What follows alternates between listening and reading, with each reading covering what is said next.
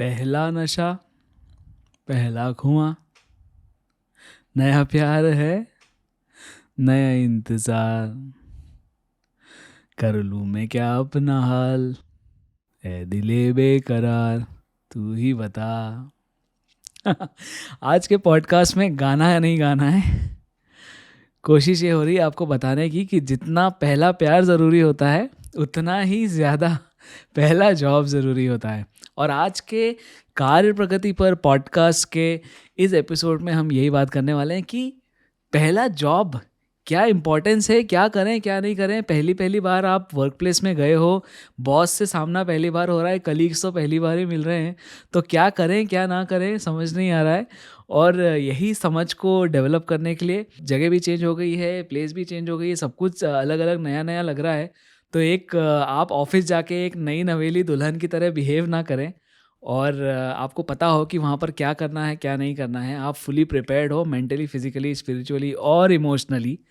तो उसके लिए हम लोग इस पॉडकास्ट को आगे देखते जाइए। हम परत दर परत इसके बारे में समझेंगे कि पहले जॉब में क्या होगा, क्या एक्सपेक्ट करें, what to expect, what not to expect, और क्या होने वाला है।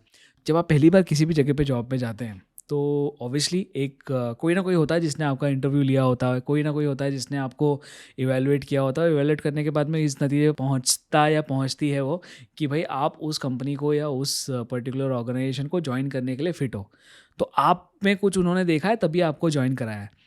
और आपको ज्वाइन करवाने के लिए, आपकी ज्वाइनिंग के लिए पहला दिन जो होता है उसी दिन आप उसको डेट ऑफ ज्वाइनिंग बोलते हैं। बेसिक से ही स्टार्ट करते हैं, उसको डेट ऑफ ज्वाइनिंग बोलते हैं। और डेट ऑफ ज्वाइनिंग जो होती है उसी के अकॉर्डिंग आपका, जब तक आप उस कंपनी के साथ में हो आप उसके रिकॉर्ड में आ गए हो। तो जब तक आप उस कंपनी के साथ में हो और उसके बाद में भी, मतलब जैसे LIC होता है ना, जीवन के साथ भी जीवन के बाद भी, वैसे ही किसी भी कंपनी को आप ज्वाइन करते हो उसके रिकॉर्ड में आप हमेशा रहते हो कि कभी कब तक उसके अंदर आपने कब स्टार्ट किया, कब एंड किया, आपने किस जगह पे कौन सी पोजीशन पे काम किया है, और वो सब चीज़ें उसमें रिकॉर्ड में होती है। आपकी एक पर्सनल फाइल बनती है। ज़्यादातर कंपनियों में आपकी एक फ़िज़िकल पर्सनल फाइल बनेगी। अगर फिज़िकल नहीं भी बन रही तो एक एटलीस्ट सॉफ्ट कॉपी में तो आपकी एक पर्सनल फाइल बनती है जिसके अंदर वो लोग हर चीज़ आपके बारे में, आपका सारा डिटेल। तो पहले दिन तो ये एक्सपेक्ट करो कि बहुत सारा डॉक्यूमेंटेशन होगा, आपको आधार कार्ड, ये कार्ड, वो कार्ड, बर्थ सर्टिफिकेट, ये सब चीज़ें लेके जाना है। और ओरिजिनल में वो लोग आपसे चेक करेंगे, वेरीफाई करेंगे कि भाई आपने जो जो इंटरव्यू में बोला था वो सब सच भी है कि नहीं है। और ऐसे ऐसे करके बहुत सारे उसमें जिसको हम बोलते हैं कि धतकर्म होते हैं। मेरे ख्याल से उनका कोई वैल्यू एडिशन बहुत लिमिटेड रहता है। अगर चाहे तो कंपनीज उससे डू अवे भी कर सकती हैं, लेकिन ठीक है, एक वो प्रोसेस बना हुआ है तो फॉलो करना चाहिए। तो आप किसी भी कंपनी में गए, आपने ज्वाइनिंग कर ली, आपको ज्वाइनिंग के बाद में होता है इंट्रोडक्शन। इंट्रोडक्शन मतलब कि आपको सब लोगों से मिलवा देंगे कि भाई तुम्हारा ये है, ये है, ये है। फिर आपको एक ओरिएंटेशन कर देंगे। ओरिएंटेशन में आपकी कंपनी के बारे में सारा आपको नॉलेज दे देंगे कि कंपनी के फाउंडर ने कब स्टार्ट किया था, कभी इसमें ये हुआ, कभी इसमें ये हुआ, इसका हिस्ट्री क्या है, इसका इतिहास क्या है, इसका भूगोल क्या है, इसकी ज्योग्राफी क्या है। सब चीज़ें आपको एक्सप्लेन कर देंगे। और उसके बाद में आखिर में आपको वो लेके जाएंगे आपकी डेस्क के ऊपर कि भाई ये डेस्क है आपकी, आपको यहाँ बैठना है, ये आपके मैनेजर है, आपसे आपसे आप इनका हेडेक हो और इनके साथ में काम करो, और जो आपके मैनेजर बोले वो करते जाओ। उसमें कोई आपको दिमाग लगाना नहीं। और ऐसे करके आपको बोलेंगे कि वो आपका पहला दिन स्टार्ट हो गया। फिर करना क्या है, जॉब में आ गए, इंट्रोडक्शन हो गया, ओरिएंटेशन हो गया, सब कुछ करके आप सेट हो गए। अब क्या करना है आपको? तो आज हम 4-5 चीज़ों के बारे में बात करेंगे जिनसे आप अपने इनिशियल जॉब को ईज़ अप कर सकते हैं। Not only first day but first few months, first few weeks, first few years also. तब मतलब 1-2 साल तक भी आप इस चीज़ को फॉलो करें। और ऐसे कोई, ये तो जनरल प्रिंसिपल्स हैं, आप चाहें तो अपने करियर में आगे भी फॉलो कर सकते हैं, लेकिन मेरा काम है आपको पहली चीज़ के बारे में बताने का, इसलिए मैं वो चीज़ आपको बता रहा हूँ। तो पहली चीज़ मतलब first things first, first impression is really the last impression. Really, इसमें मतलब नो डाउट्स इन दैट। तो आपको फर्स्ट इम्प्रेशन जो है वो आपको बहुत ही अच्छा बनाना है, लेकिन झूठ नहीं बनाना है, सच बनाना है। तो फर्स्ट इम्प्रेशन मतलब ये नहीं कि आप किराए की गाड़ी लेके जाएं, किराए का सूट वूट पहन के जाएं और ये सब करके नहीं। आप एक जेन्युइन, ऑनेस्ट और करेक्ट फर्स्ट इम्प्रेशन बनाइए जो एक प्रोफेशनल लगे। तो ये बहुत बहुत ज़रूरी है। आपको पता है प्रोफेशनल लाइफ में, वर्क लाइफ में इंडिया में अभी भी मैं तो ये स्ट्रांगली मानता हूँ कि इंडिया में ये जो पैंट शर्ट का सिस्टम है इससे डू अवे कर लेना चाहिए और सबको कुर्ते पजामे पे और अपने अपने रीजनल, अगर आप केरला में हो तो मुंडो और कुर्ता होना चाहिए, और अगर आप कहीं पे भी मतलब जहाँ पे भी आपको जो भी है तो आप अपनी रीजनल पोशाक में आना चाहिए, क्योंकि वो रीजनल पोशाक आपकी ज्योग्राफी के हिसाब से बनी हुई है। कल्चर वल्चर छोड़ो, लेकिन ज्योग्राफी के हिसाब से बनी हुई है, आपके एनवायरनमेंट और वेदर के हिसाब से बनी हुई है। तो आप वेदर के हिसाब से ड्रेसअप करो, ये पैंट शर्ट का बने। लेकिन फिर भी चूँकि हम इतने ज़्यादा एक्लिमेटाइज हो चुके हैं और ग्लोबलाइज हो चुके हैं, तो इसलिए पैंट शर्ट थोड़ी सी अच्छी वाली पहनना है आपको। ट्राउजर्स, शूज़ और अपीयरेंस तो आपको पता ही है। इसके लिए आप जो दूसरे मेरे पॉडकास्ट है उसके अंदर मैंने अपीयरेंस और पर्सनल हाइजीन से रिलेटेड बहुत सारी बात करी है, तो उनको आप फॉलो कर सकते हैं और उसको स्टडी करके अपने काम में लेके आओ। लेकिन फर्स्ट इंप्रेशन आपका किलर होना चाहिए एकदम। तो किलर मतलब कि कैसा किलर, मतलब मैं अगेन बोल रहा हूँ कि आपको कुछ फेक नहीं करना है, लेकिन थोड़ा बहुत आपको थोड़ा सा एक स्मार्ट दिखना चाहिए। आपको हमेशा जो आप हो उससे थोड़ा सा अपने आप को बेटर दिखाने की कोशिश करो, कि दूसरों को जब आप अपने आप को बेटर दिखाते हैं तो आप अपने आप में भी इंटरनली एक सबकॉन्शियसली अपने आप को बेटर बनाने की कोशिश करते हैं। तो वो तो बहुत एक पॉजिटिव चीज़ है। Yes definitely, fake it till you make it तो करना ही है। उसमें कोई अगर आपको बोले ना कि ऐसे fake it till you make it तो एकदम गलत चीज़ होती है, तो उसको बोलना मुझसे बात कर ले, ये कोई ऐसा नहीं है। आपको you should dress for the job that you want and you should try to जो आपको बनना है आप उसके लिए एस्पिरेशन रखने में कोई बुराई नहीं है। सपने देखने किसी के जागीर नहीं है, जिसको देखना है जो सपना वो देखेगा और वो पूरा भी करेगा। ये नए भारत की नई तस्वीर है, किसी को ऑब्जेक्शन है तो जो करना है कर ले। Coming back to our next point which is work ethic. तो ये जो है एक वर्क एथिक के बारे में बात करें उसके पहले एक फर्स्ट इंप्रेशन में ना एक पॉइंट और बहुत ज़रूरी है। तो सबकॉन्शियसली लोग जो हैं आपके शूज़ को ज़रूर ऑब्जर्व करते हैं। तो इसलिए मेक श्योर कि भले ही कपड़े ठीक ठाक रहें, लेकिन शूज़ थोड़े से अच्छी क्वालिटी के होना चाहिए और क्लीन होना चाहिए, शाइनिंग होना चाहिए। एक बार मुंह मत धोना चल जाएगा, लेकिन शूज़ साफ करके जाओ ऑफिस, बिकॉज शूज़ की जो क्वालिटी है आपकी, और शूज़ इंसान सबसे पहले शूज़ को ही देखता है। तो इसलिए आप कोशिश करो कि शूज़। एक दूसरी चीज़ भी लोग देखते हैं, लेकिन आजकल उसका प्रचलन कम है, उसको बोलते हैं वॉच।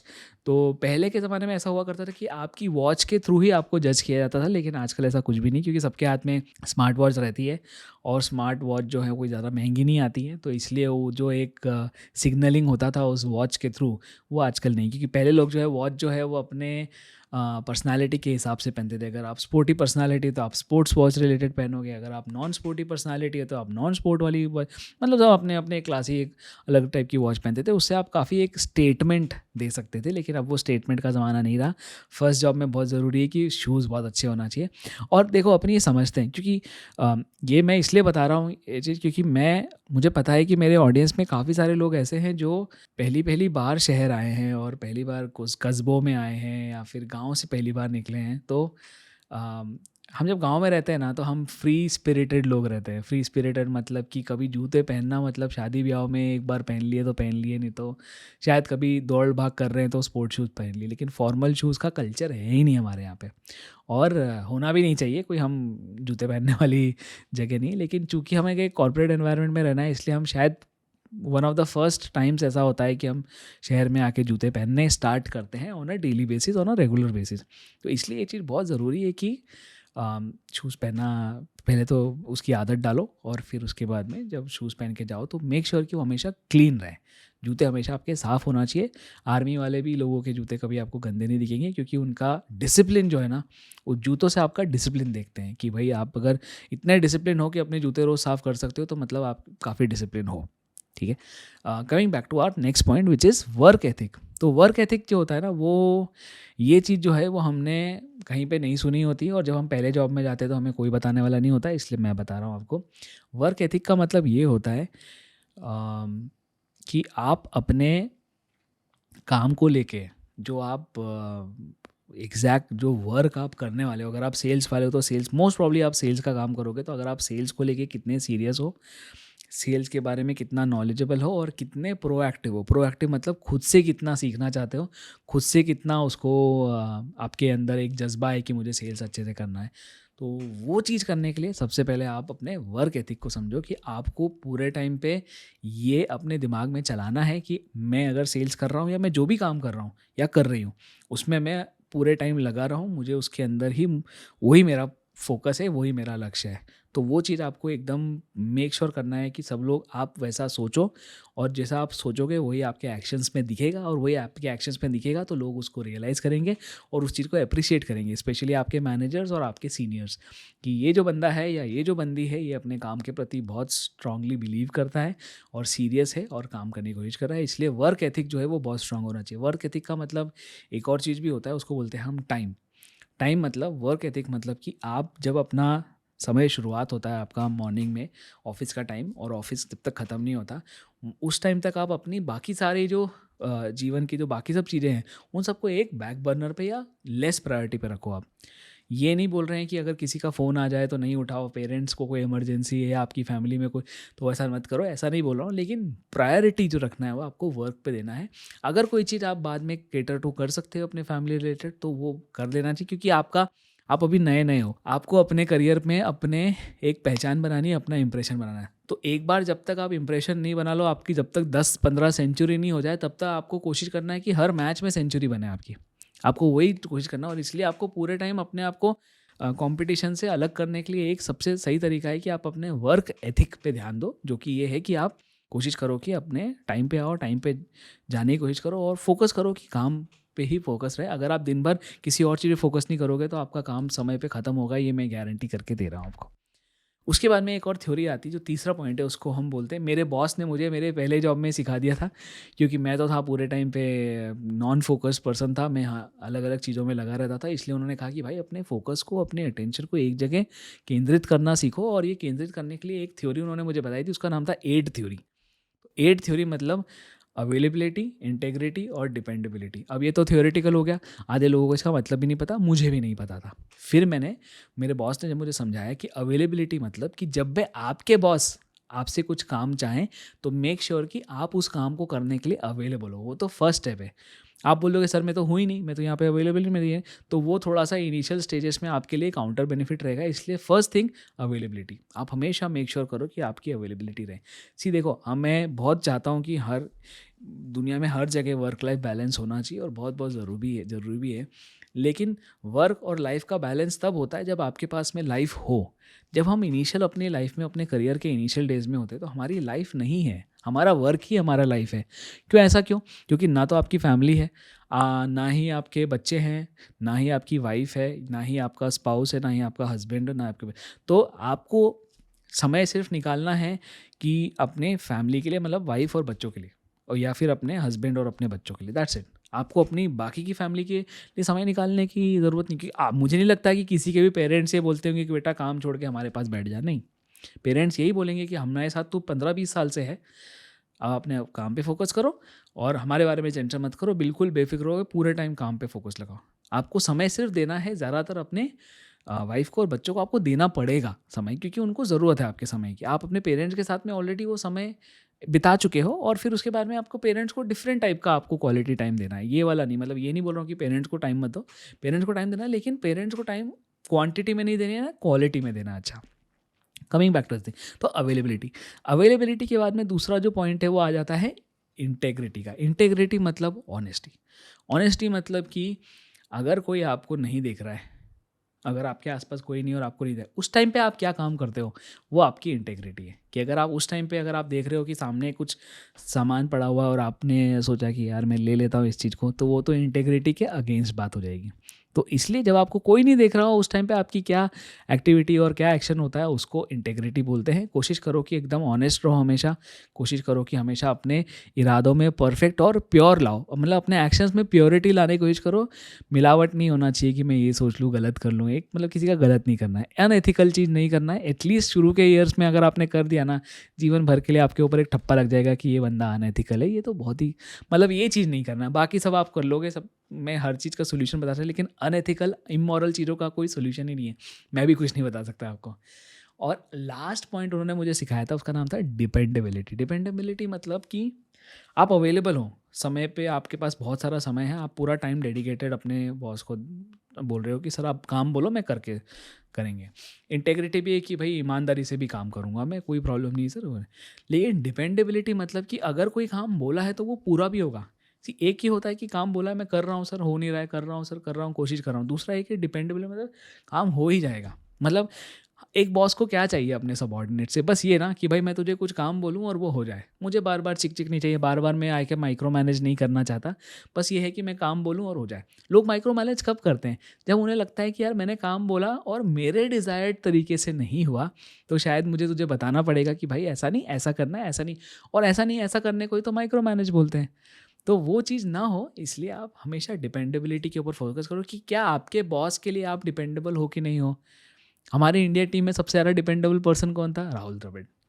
हमेशा वो एक वॉल की तरह थे कि भाई एक बार खड़े हो गए तो हो गए। तो मतलब वो एक क्वालिटी का स्टैंडर्ड बनाया था उन्होंने कि कुछ भी हो जाए, 90 बॉल्स खेल लूँगा लेकिन आउट नहीं होऊंगा। उस लेवल का आपको डिपेंडेबिलिटी अपने लिए जनरेट करना है, और अपने फर्स्ट जॉब में तो स्पेशली आपको ये क्रिएट करना है। तो आप काम के अंदर में अवेलेबल भी हो, इंटेग्रिटी भी है, डिपेंडेबल भी, आपका वर्क एथिक भी अच्छा, आप समय पे भी पहुंच जाते हो, टाइम बाउंड हो, बिल्कुल टाइम की वैल्यू करते हो, और एट द सेम टाइम आपने अपना पहला इंप्रेशन भी अच्छा करा है कि आप प्रेजेंटेबल हो हमेशा और एक अच्छी पर्सनैलिटी हो।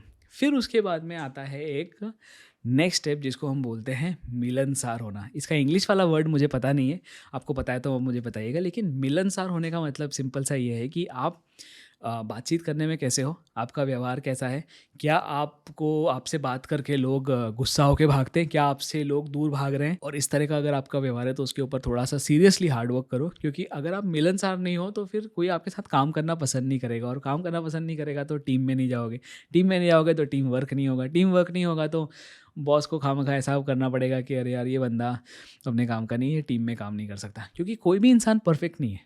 आप अकेले अगर चाहो ना, आप कुछ भी नहीं कर सकते जब तक एक टीम का साथ नहीं हो, जब तक दूसरे आपको सपोर्ट नहीं करेंगे ना। आप सीरियसली आपके करियर का मतलब आपका करियर अगर इस लेवल पे पहुंच सकता है, तो अगर दूसरे सपोर्ट करेंगे तो नहीं करेंगे तो आप यहाँ भी नहीं पहुंच पाओगे। तो इसलिए हमेशा कोशिश करो कि दूसरा का सपोर्ट करो और दूसरों का सपोर्ट लो। इसी को टीम वर्क बोलते हैं, और कोशिश करो कि वो होना चाहिए। इसके बाद में एक और चीज़ आता है आपका, जब हम स्कूल कॉलेज में होते हैं ना, और कॉलेज के बाद में तो हमारे ना कुछ तो हमारे अंदर टैलेंट होता है। कोई सिंगिंग करता है, कोई डांसिंग करता है, किसी को पोइट्री का शौक़ होता है, कोई स्पोर्ट्स में अच्छा होता है। हर किसी का कोई ना कोई टैलेंट होता है। मैं कभी ऐसा नहीं मानता कि कोई इंसान ऐसा होगा जिसके अंदर कोई टैलेंट है ही नहीं। ऐसा पॉसिबल ही नहीं है, ना कभी हुआ है, ना ऐसा कभी होगा। तो हर इंसान के अंदर कुछ ना कुछ टैलेंट है। पहले जॉब में आपको मेक श्योर करो, इवन दूसरे तीसरे जॉब में भी कर सकते हो, लेकिन पहले जॉब में ये चीज़ मेक श्योर करो कि आप थोड़ा सा अपने टैलेंट को डिस्प्ले करो। तो जो भी ऐसे, अगर आपको गिटार बजाना आता है और सिंगिंग आती है, तो अपने नॉन वर्क रिलेटेड टैलेंट को ज़रूर डिस्प्ले करो, क्योंकि उससे आपकी एक पहचान बनती है। देखो किसी भी कंपनी में ना एक रिकॉल होना बहुत ज़रूरी है कि फ़लाना फ़लानी कंपनी में फ़लाना फ़लाना, या फिर फ़लानी टीम में मेरा एक, मैं किसी को जानता हूँ जो है, वो जो रिकॉल वैल्यू है ना आपकी, वो रिकॉल वैल्यू बहुत ज़रूरी है। और वो रिकॉल वैल्यू काम के ज़रिए तो आएगी नहीं, क्योंकि काम तो ट्रांजैक्शनल कर रहे हो आप। एक काम आ रहा है वो कर दे रहे हो, काम आ रहा है कर दे रहे हो, तो काम तो ट्रांजैक्शन है। लेकिन जो आपकी एक्स्ट्रा करिकुलर एक्टिविटीज़ है ना, उस पर फोकस। तो अगर आपके कंपनी का इवेंट कोई होता है, वीक एनुअल इवेंट कुछ होगा, या कोई गेट टुगेदर होता है, और अगर आपको सिंगिंग आती है, डांसिंग आती है, जो भी आपका टैलेंट है इंटरनल, जो आप बचपन में जिसके ऊपर आप बहुत प्राउड फील करते थे, दिस इज़ द टाइम कि आप उसको नर्चर करो, थोड़ा सा उसको टाइम दो आफ्टर वर्क। तो जब आपका एक पैरेलल पैशन रहेगा ना, तो वो चीज़ वर्क में भी आप लोगों को बता सकते हो कि मेरा ये पैशन है। मतलब आप सिर्फ काम के बारे में नहीं हो एक इंसान, आप एक काम प्लस आपकी खुद की एक पर्सनल लाइफ भी है, जिसमें आप कोई ना कोई एक पैशन फॉलो करते हैं, और लोग उसको रिस्पेक्ट करते हैं कि नहीं यार ये गिटार बजाता है, नहीं यार इसको स्पोर्ट्स का शौक है, नहीं यार ये क्रिकेटर बहुत अच्छा है। तो वो चीज़, अगर सच में किसी का इंटरेस्ट जीतना है और अगर किसी का रिस्पेक्ट जीतना है, तो अपने टैलेंट के वो भी थोड़ा सा नर्चर करो। मुझे याद है मैं अपने पहले जॉब के टाइम पे गिटार बजाने की बहुत कोशिश करता था। मैं ड्रमर था पहले, तो मैं ड्रम, तो उससे एक रिकॉल हो जाता है कि अच्छा मुझे पता है वो बंदा थोड़ा सा ड्रम्स बजाता है, या कोई गिटार बजाता है, गाना गाता है। तो ये चीज़ बहुत बहुत ज़रूरी है। ये तो बताने की ज़रूरत नहीं है आपको कि पहले जॉब में आप सीखने के लिए जा रहे हो, तो आपको बस पूरे टाइम सीखना है, लोगों को बस कॉपी करना है, अंडरस्टैंड करना है। अपने बॉस को तो आप कॉपी पेस्ट कर लो। सबसे पहले कॉपी पेस्ट मतलब पूरे टाइम बॉस को कॉपी करो, हर काम में बॉस को कॉपी करो, क्योंकि बॉस जो है वो आपको हर चीज़ में कॉपी, शेड मतलब उसका एक ये बन जाओ, आप शैडो बन जाओ। और दूसरी चीज़, उसको पेस्ट करो। पेस्ट मतलब बॉस को पेस्ट नहीं कर लो, अपने आप को पेस्ट कर लो बॉस से। क्योंकि आप जितना आप बॉस के आसपास रहोगे, उतना आपको बॉस से सीखने का मौका मिलेगा, और वो सीखना बहुत ज़रूरी है। इनिशियल स्टेज में छोटा बच्चा रहता है, वो अपनी मदर को छोड़ता ही नहीं है। फर्स्ट जॉब में जो आपका बॉस है वो आपकी मदर से कम नहीं है। He is the person who will nurture you, who will train you, who will guide you. आपको उंगली पकड़ के हाथ मतलब चलाने का काम जो है ना वो आपके बॉस ही करेंगे, पहले बॉस। तो बहुत ज़रूरी है कि आपके पहले बॉस आपको पसंद करें, और उसके लिए मैंने आपको 3-4 चीज़ें जो बताई हैं, फर्स्ट इंप्रेशन, AID थ्योरी, ये सब करो ताकि आपके बॉस आपको पसंद करें और आपको वो सब सिखाएँ ताकि आप वो सब सीखें। Consider it to be first job is more like a internship, ताकि आप सीखने में अपना फ़ोकस करो और बाकी सब चीज़ों पे अपना फ़ोकस ना करो। तो आपको सीखने में क्या-क्या चीज़ें सीखना है? तो सीखने में भी बहुत सारी चीज़ें हैं, लेकिन कुछ-कुछ चीज़ें मैं गिना देता हूँ। एक तो आपको कॉर्पोरेट चीज़ें सीखना है कि कॉर्पोरेट में कैसा काम होता है, वो सबसे इम्पोर्टेंट है। फिर उसके बाद में आपको हायरार्की समझना है कि एक कंपनी के अंदर हायरार्की कैसी होती है, कि स्टेप बाय स्टेप कौन किसको रिपोर्ट करता है, कौन किसको रिपोर्ट करता है, कैसे स्ट्रक्चर है, कैसे-कैसे अलग-अलग डिपार्टमेंट्स बने हुए हैं। वहाँ का कल्चर कैसा है? कल्चर मतलब कि कौन किस तरह से बात करता है, एक-दूसरे से बात करने का तरीका क्या है, गुस्सा किस चीज़ पे कर सकते हैं, किस चीज़ पे नहीं कर सकते हैं, क्या चीज़ एक्सेप्टेबल है, क्या चीज़ एक्सेप्टेबल नहीं है। स्पेशली आप और चीज़ सीखोगे अदर जेंडर के बारे में। स्पेशली जब हम गाँव से आते हैं, गाँव में तो अब कोई काम इस तरह का वर्क कल्चर होता नहीं है, it's a male dominated society most of the time. और अगर फीमेल्स भी अगर काम रहती हैं वर्कफोर्स में, तो वो सब ज़्यादातर हमारी आंटीज़ और अपनी फैमिली मेम्बर्स ही होती हैं। तो वो तो सब एकदम आउट ऑफ रिस्पेक्ट काम चलता ही रहता है। लेकिन पहली बार ऐसा होता है कि आप अपोजिट जेंडर के साथ में काम करते हो जब आप शहर में आते हो। तो ये जो अपोजिट जेंडर वाली जो बात है ना, उसमें हर चीज़ एक्सेप्टेबल नहीं होती। और स्पेशली जो गाँव में जो चीज़, मतलब जो चीज़ कोई ध्यान नहीं देता, लेकिन शहरों में अगर आप कोई ऐसी चीज़ बोल दोगे ना, तो वो थोड़ा-सा गलत हो जाएगा। इसलिए क्या सही है, क्या गलत है, उसके बारे में बहुत क्लोज़ली ऑब्ज़र्व करो, और कभी भी हर किसी को रिस्पेक्ट के थ्रू ट्रीट करना है, स्पेशली विमेन एम्प्लॉइज़ को। और एक इम्पॉर्टेंट चीज़ है, अगर आप मेल हो और नए-नए जॉब में आए हो, तो कभी भी किसी पे लाइन मन नहीं मारना है ऑफ़िस के अंदर। वो एक लीगल ऑफ़ेंस है। किसी को पटाने की कोशिश मत करो, किसी के पीछे मत पड़ जाओ, किसी को हैरेस मत करो। वो जो मूवीज़ में आप देखते हो ना कि लड़के पीछे-पीछे करके उसके बस स्टॉप तक चले गए, और वो सब, प्लीज़ वो सब चीज़ें मत करना। आपका करियर शुरू होने से पहले ख़त्म हो जाएगा, आपको पता भी नहीं चलेगा। इसलिए ये सब चीज़ें मेरा बताना का आपको काम है, इसलिए मैं बता रहा हूँ कि ये सब चीज़ें। और ओवरऑल आपको एक समझना है कि एक कल्चर कैसे काम करता है, और ये सब डिटेल्स आपको जब समझ में आ जाएँगी, तो आई थिंक पहला जॉब है ना आपका, इन सब इतना फ़ोकस कर लिया तो पहले जॉब में सक्सेसफुल होना तो गारंटीड हो जाता है। इसके बाद में पहले जॉब में बस 2 पॉइंट्स और हैं, लेकिन वो 2 पॉइंट जो है ना वो डायरेक्टली नहीं है, लेकिन इनडायरेक्टली, ये जॉब के दौरान वाला चीज़ें नहीं है, लेकिन जॉब के बाद वाली चीज़ें हैं। एक तो चीज़ है कि एडिक्शन, मतलब कि व्यसन, मतलब कि जब आप जॉब करते हो सबसे पहले आपके पास सैलरी आती है, तो सैलरी किसके ऊपर पहला अधिकार किसका है? आपके माता-पिता का है। आप मैरिड तो हो नहीं, तो आपके माता-पिता का पहला अधिकार है, तो अपने पेरेंट्स को सैलरी देना है, और पेरेंट्स को ही ब्लेसिंग्स लेना है पेरेंट्स से, और उनके हिसाब से काम करना है। लेकिन एट द सेम टाइम आपको ये मेक श्योर करना है कि पहली बार अगर आपकी खुद की सैलरी आ रही है, तो अपने आप को ऐसे अंधेरों में नहीं धकेल देना है जिसमें आप कहीं न कहीं बाद में रिग्रेट करो। सिगरेट की, स्मोकिंग की आदत नहीं डलने देना है, एक बार भी ट्राई नहीं करना है। ड्रिंकिंग, अल्कोहल, ये सब आपके लिए गलत है, और बिल्कुल टच ही नहीं करना है आपको। आपका कोई अधिकार नहीं बनता कि आप अपने पहले जॉब में ये सब चीज़ें करो, और आपको करना ही नहीं चाहिए चीज़। तो जितना हो सके इन सब चीज़ों से बचें। और पहले जॉब में स्पेशली लोगों का बहकने का बहुत चांस रहता है, इसलिए ये बहुत एक नाजुक अवस्था है जब आप इनिशियल डेज़ में रहते हो, तो कोशिश करो कि इन सब चीज़ों में ना पड़ें। संगत का बहुत बहुत ध्यान रखो, गलत संगत में पड़ोगे तो गलत करियर में पड़ जाओगे, गलत करियर में पड़ोगे तो करियर कहीं नहीं पहुंचेगा। इसलिए कोशिश करो कि सही रास्ते पे चलो, अच्छे लोगों को फॉलो करो, लाइक करो, उनको सब्सक्राइब करो, कमेंट करो। मेरे जैसे पॉडकास्ट भी देख सकते हो पूरे टाइम पे, नो प्रॉब्लम। और इसके अलावा जो सेकंड पॉइंट है वो है मनी के बारे में। तो जब नया नया पैसा आता है ना आपके पास में, तो आपको थोड़ा सा मनी मैनेजमेंट, इन्वेस्टमेंट और सेविंग और खर्च कहाँ करना है, कहाँ नहीं करना है, वैल्यू ऑफ मनी क्या है, वो थोड़ा सा सीखना है।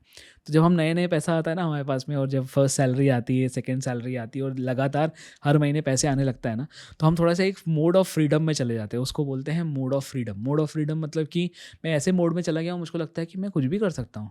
मतलब ऐसा लगता है अपन ही सब कुछ है, पर एक्चुअल रियलिटी नहीं है। सैलरी कितनी भी हो काफ़ी नहीं रहती है। अभी अभी काफ़ी लग रही है, तो 2-4 साल रुक जाओ, वो सैलरी आपको बहुत कम लगने वाली है। इसलिए मैं अभी से बोल रहा हूँ कि फर्स्ट डे से इन्वेस्ट करना स्टार्ट करो। कुछ ना कुछ, थोड़ा सा म्यूचुअल फंड ले लिया, थोड़ा एफडी, भले ही आपकी 10,000 15,000 की भी सैलरी होगी ना, भले ही 500 रुपये इन्वेस्ट करो, लेकिन कुछ ना कुछ ज़रूर करो। वो आपको एक अच्छी आदत डालने में हेल्प करेगा, एक डिसिप्लिन बनाने में हेल्प करेगा। ओवरऑल अगर आप देखोगे इन सारे पॉइंट्स को लेके, तो पॉइंट सीधा सीधा ये है कि आपका जो पहला जॉब है ना, वो आपको एक अगले नेक्स्ट 2-3 जॉब्स और पूरे एक करियर के लिए सेट कर रहा है। और बहुत बहुत ज़रूरी है कि आप अपने अंदर डिसिप्लिन तो रखें सही, अपने आप को बेहतर तो बनाएं सही, कुछ सीखें भी सही, लेकिन सबसे ज़्यादा ज़रूरी पॉइंट जो है वो ये है कि अपने अंदर हंगर को बढ़ा के रखना है, और वो हंगर बढ़ती ही जाना चाहिए। आप भारत में रहते हैं, भारत में कार्य प्रगति पर चल रहा है, और हर कोई अपने करियर पे काम कर रहा है, आप भी करिए। स्पेशली अगर आपका पहला करियर है तो इतनी मेहनत करो यार, इतनी मेहनत करो कि मेहनत को भी नहीं समझ में आए कि ये कितनी मेहनत कर रहा है। इसी संदेश के साथ में please like, comment and subscribe to the channel. जय हिंद।